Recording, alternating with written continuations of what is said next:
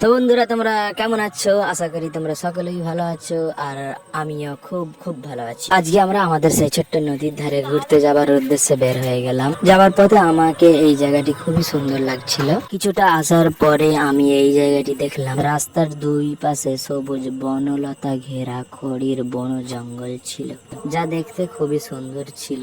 এই সুন্দরতা আমাকে ভীষণ ভীষণ ভালো লাগছিল। কিছুক্ষণের মধ্যেই আমরা আমাদের প্রিয় গ্রাম ছেড়ে আমরা মেন রাস্তায় উঠে পড়লাম। তো বন্ধুরা, আপনারা যারা আমার চ্যানেলে একেবারেই নতুন, আপনাদের কাছে আমার একটাই অনুরোধ, দয়া করে চ্যানেলটি সাবস্ক্রাইব করে নিন। অবশেষে আমরা আমাদের সেই ছোট্ট নদীর ধারে চলে এলাম। আমার মনে হচ্ছিল কেউ যেন আমাকে পেছন থেকে ডাকছে। তোমরা যেটি আমার পেছনে দেখছো, এটি হলো একটি বাঁশের পোল, যা কিছুদিন আগেই তৈরি করা হয়েছে। কারণ নদীর পানি প্রায় শুকিয়ে এসেছে, যার জন্য নৌকা চলাচল একেবারেই অসম্ভব।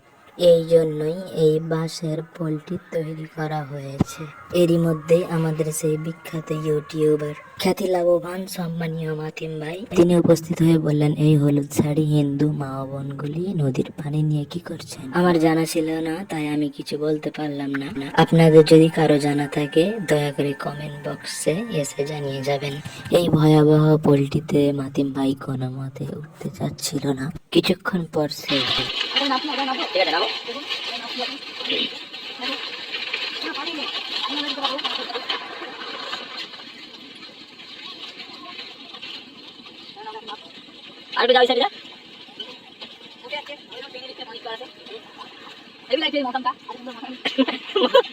বলে ওঠার সময় মাতিম খুবই ভয় পাচ্ছিল। আমি তাকে জোর করে ঠেলে দিলাম। সে আস্তে আস্তে এগিয়ে যাচ্ছিল। এইবার আমিও একটু সামনের দিকে গেলাম। সামনের দিকে গিয়ে বাম সাইডটা একটু ভিডিও করে নিলাম। এই জায়গাটিতে বাঁশের পোলটি হালকা দোলা খাচ্ছিল, তাই জন্য আমরা দাঁড়িয়ে এই জায়গাটিতে দু তিনটে সেলফি ফটো তুলে নিলাম। আমি বারবার পেছন সাইডটা দেখছিলাম কতটা দূরে এলাম। আমাকেও ভীষণ ভয় করছে। এই জায়গাটিতে আমাকে শীত লাগছিল, তাই আমি জ্যাকেটের টুপিটা মাথায় পরে নিলাম।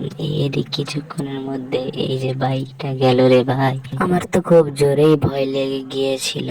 মাতিন সে ভীষণ ভীষণ ভয় পাচ্ছিল, তাই সে আমার থেকে কোনো মতেই দূর হচ্ছিল না। বন্ধুরা, তোমরা যারা যারা এই বাসের পোলের ঠিকানা জানো, তোমরা অবশ্যই অবশ্যই একবার হলেও আসবে। তো বন্ধুরা, আজকে আমার এই মুহূর্তটি তোমাদের সঙ্গে শেয়ার করলাম। আবার অন্য কোনো মুহূর্তের ভিডিওতে তোমাদের সঙ্গে দেখা হবে ইনশাআল্লাহ। ভালো থেকো।